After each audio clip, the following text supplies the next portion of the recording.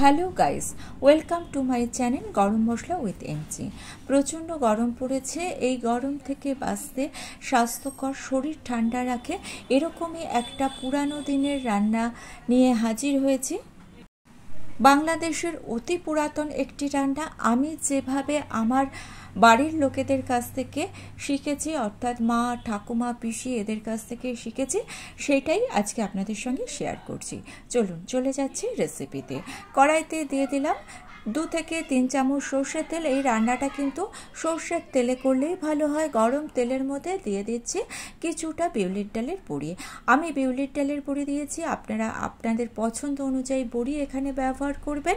বড়িটাকে একটু লাল করে ভেজে নিচ্ছি, তবে বেশি লাল করবেন না। বেশি লাল করলে কিন্তু বড়ি তুলে নেওয়ার পর একটু পুড়ে যায়, সেটা খেতে মোটেই ভালো লাগে না। অবশিষ্ট তেলের মধ্যে দিয়ে দিচ্ছি বেশ কিছু সবজি।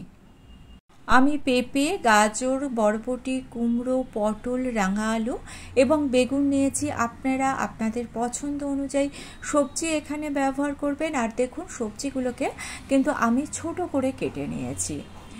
স্বাদ অনুযায়ী লবণ দিয়ে দিলাম।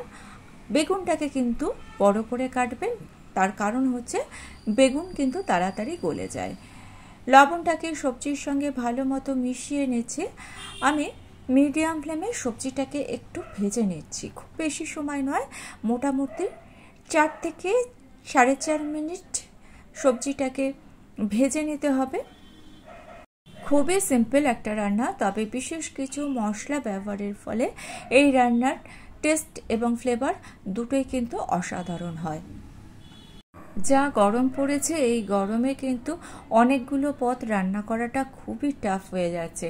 তাই এমন কিছু একটা রান্না করুন যাতে কিন্তু সমস্ত সবজি দেখুন রয়ে গিয়েছে, আর রান্নাটাও করতে বেশি সময় লাগবে না, টেস্টটাও ভালো হবে। সবজিগুলোকে 3-4 মিনিট ফ্রাই করে নিয়ে এর মধ্যে আমি দিয়ে দিচ্ছি জল। স্বাদ অনুযায়ী লবণ দিয়ে দিলাম। জলের পরিমাণ এখানে কিন্তু একটু বেশি দিতে হবে। আমি কিন্তু মোটামুটি 4 কাপ মতো জল দিয়েছি। সবজিগুলো যাতে জলে ডুবে যায় সেরকমভাবে জলটা দিতে হবে। ভালো করে নাড়াচাড়া করে নিলাম। নাড়াচাড়া করে নিয়ে কড়াইটাকে আমি ঢেকে দেবো। তার আগে সামান্য একটু হলুদ দিয়ে দিলাম, তবে এই রান্নায় হলুদ না দিলেও কোনো সমস্যা নেই, আমি কালারের জন্য একটু দিলাম। 15 মিনিট ঢেকে মিডিয়াম ফ্লেমে আমি রান্না করে নিয়েছি। 15 মিনিট পর দেখুন কড়াইয়ের ঢাকনা খুলে দিয়েছি, সবজি কিন্তু বেশ ভালো মতো সেদ্ধ হয়ে গিয়েছে। এইবার একটা হাতা দিয়ে সবজিগুলোকে, মানে কয়েকটা সবজি আমি একটু ম্যাশ করে দিচ্ছি। এর ফলে রান্নার মধ্যে একটা মিষ্টত্ব আসবে। সবজিগুলো মধ্যে যে মিষ্টি ভাব আছে, সেই মিষ্টি ভাবটা রান্নার মধ্যে চলে যাবে।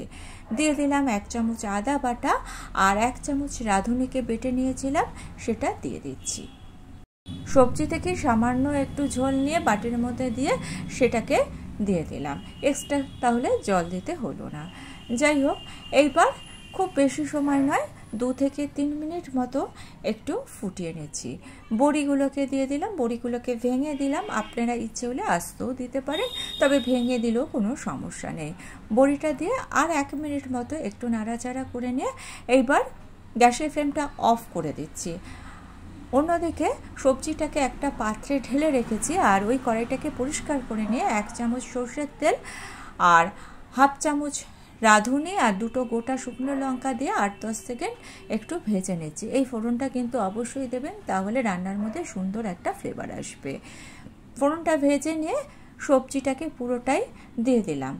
এইবার গ্যাসের ফ্লেমটা অফ করে দিয়ে কড়াইটাকে ঢেকে রেখে দেবো 5 থেকে 7 মিনিট। এরকমভাবে ঢেকে রেখে দেবেন, ফোড়নের সুন্দর গন্ধ রান্নার মধ্যে চলে যাবে। 5-7 মিনিট পর কড়াইয়ের ঢাকনা খুলে দিলাম।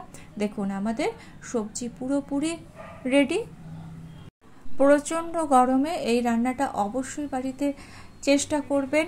দেখলেন তো কত সহজে এই রান্নাটা হয়ে গেল। রান্নাটা বসিয়ে দিয়ে কিন্তু আপনি ফ্যানের তলায় গিয়ে বসতে পারবেন দুর্দান্ত। এই সবজিটা ভাতের সঙ্গেও খেতে পারেন, আবার রুটির সঙ্গেও কিন্তু খেতে পারেন। যাই হোক, আমাদের নিরামিষ সবজি, 5 মিশালি সবজি যাই বলেন, একেবারে পরিবেশনের জন্য রেডি। ভিডিওটা ভালো লেগে থাকলে চ্যানেলটা সাবস্ক্রাইব করে নিয়ে পাশে থাকা বেল আইকনটা প্রেস করে দিয়ে অল অপশনটা ক্লিক করে দেবেন, তাহলে যখনই নতুন কোনো ভিডিও আপলোড করব তার নোটিফিকেশন আপনাদের কাছে পৌঁছে যাবে।